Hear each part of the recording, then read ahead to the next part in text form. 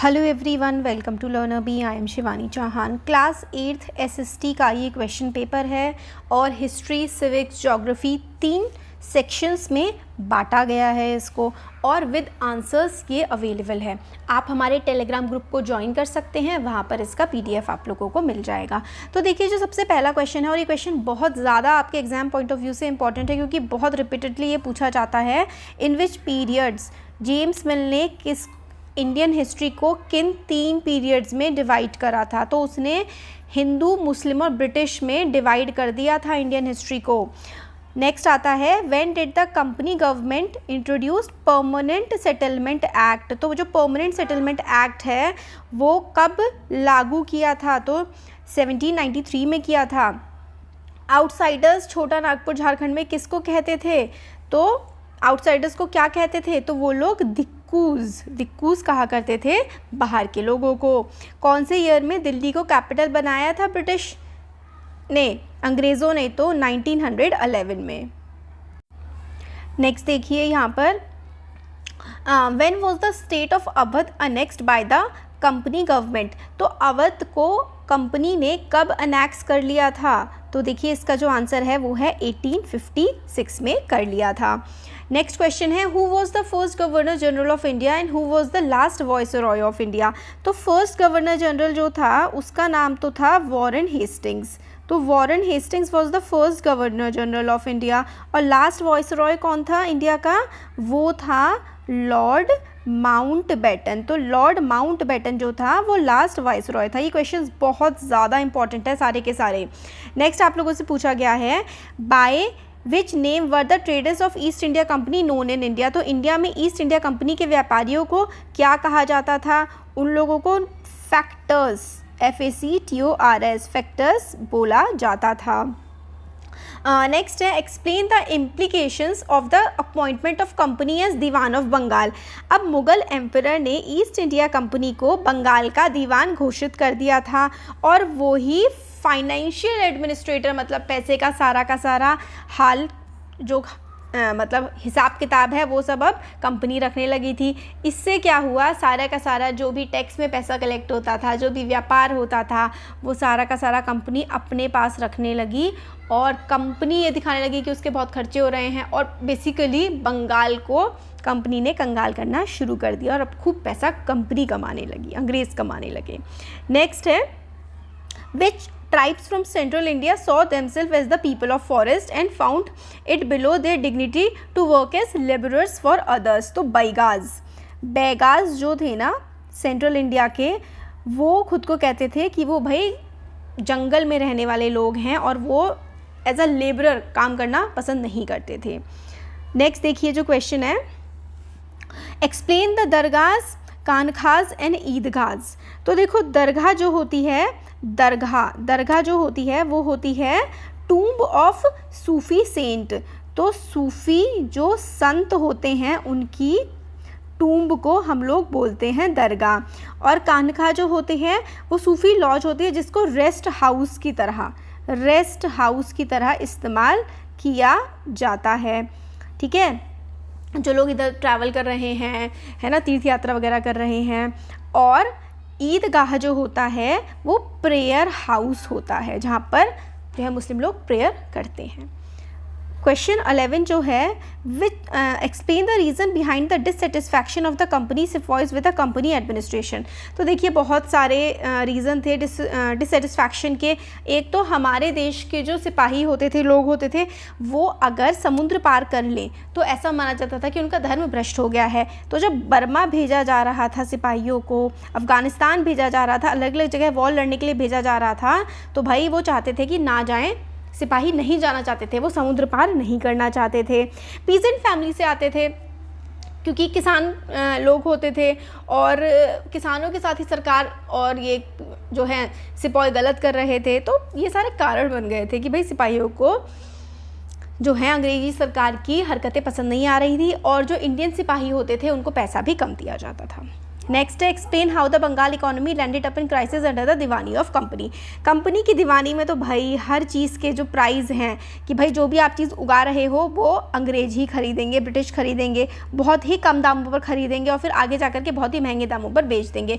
तो जो सामान बनाने वाला हो रहा था ना इंडिया का इंसान, उसको बहुत ज़्यादा नुकसान हो रहा था और धीरे धीरे बंगाल को अंग्रेज़ों ने पूरी तरह से ख़त्म कर दिया।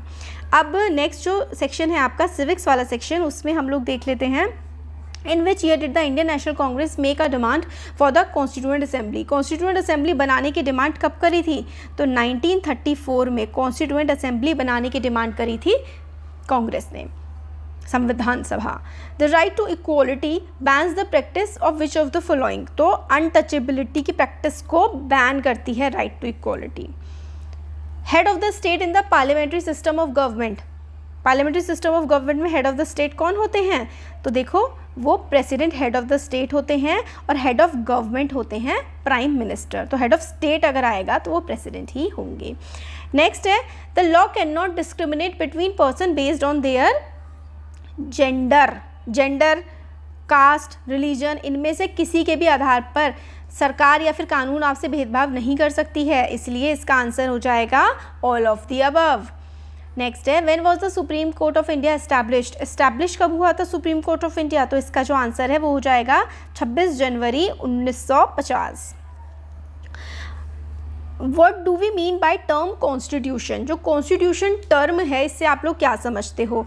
बहुत ही इंपॉर्टेंट डॉक्यूमेंट है हमारे देश का, जो कि लिखा गया है, हमारे देश के कानून उसमें हमें मिलते हैं। आई बात समझ में? सेपरेशन ऑफ पावर्स का मतलब क्या होता है? लेजिस्लेचर, एग्जीक्यूटिव, जुडिशरी, इनकी अपनी अलग अलग पावर्स होती हैं और कोई किसी के काम में या पावर्स में दखल अंदाजी नहीं देता है, यही होती है separation of powers. Rule of law का मतलब होता है कि जो कानून बना हुआ है उसकी चलेगी, किसी और की नहीं चलेगी। पार्लियामेंट के फंक्शंस काफ़ी सारे होते हैं, जैसे कि लेजिस्लेट, कानून बनाने का जो है, लॉ पारित कराने का, कोई देश में इम्पॉर्टेंट चीज़ हुई है उससे रिलेटेड, जैसे कि कोई मुद्दा उठाना है तो उसकी बातचीत भी पार्लियामेंट में ही की जाती है। Why is it important that government school do not promote any one religion. क्योंकि भाई देखो हमारा देश क्या है, सेक्युलर है, और सेक्युलर का मतलब है कि सारे के सारे धर्म बराबर हैं। तो गवर्नमेंट स्कूल कोई एक धर्म प्रमोट नहीं कर सकती है, सारे के सारे धर्मों को समान रूप से गवर्नमेंट स्कूल्स को प्रमोट करना पड़ेगा। Elaborate on the movement for democracy in Nepal. तो देखिए ये वाला जो है वो आपके अब सिलेबस में नहीं है तो हटा सकते हैं। Explain the importance of judiciary in a state. Judiciary की देखिए बहुत ज़्यादा ज़रूरत होती है, क्योंकि आपके अगर फंडामेंटल राइट्स को छीना जा रहा है या फिर लिबर्टी को, इक्वालिटी को, कोई भी आपका अगर हक छीना जा रहा है तो आप भाई जुडिशरी के पास ही जाते हैं। नेक्स्ट आता है विच of the following components is the most essential component for developing resources. तो भाई रिसोर्स को डेवलप करने के लिए सबसे ज़्यादा ज़रूरी इंसान ही होता है, human.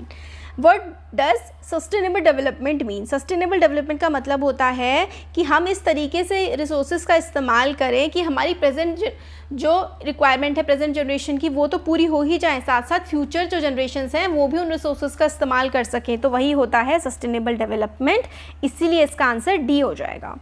Percentage of forest area in India. तो देखो इंडिया में जो है ना वो 22% का फॉरेस्ट एरिया है और होना चाहिए 33, तो हम लोग ऑलमोस्ट 11% पीछे हैं टारगेट से। नेक्स्ट है question which of the following countries is the highest percentage of forest land. Forest land सबसे ज़्यादा कौन से देश में हमें देखने के लिए मिलता है? तो इसका आंसर हम लोगों को मिल जाएगा जापान।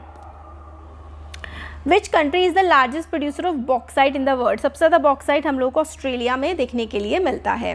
रिसोर्स क्या होते हैं? जिस भी चीज़ का हम लोग इस्तेमाल कर सकते हैं। Anything which can be use to satisfy a need is called a resource, जिसकी कोई यूटिलिटी होती है। पेटेंट का मतलब होता है जैसे सपोज करो आपने कोई इन्वेंशन करी, फिर उसके बाद आपने उस पर ना पेटेंट ले सकते हैं कि आपका अब उस पर हक हो गया है, कोई और उसका इस्तेमाल नहीं कर सकता है बिना आपकी परमिशन के या फिर बिना एक स्पेसिफाइड अमाउंट दिए।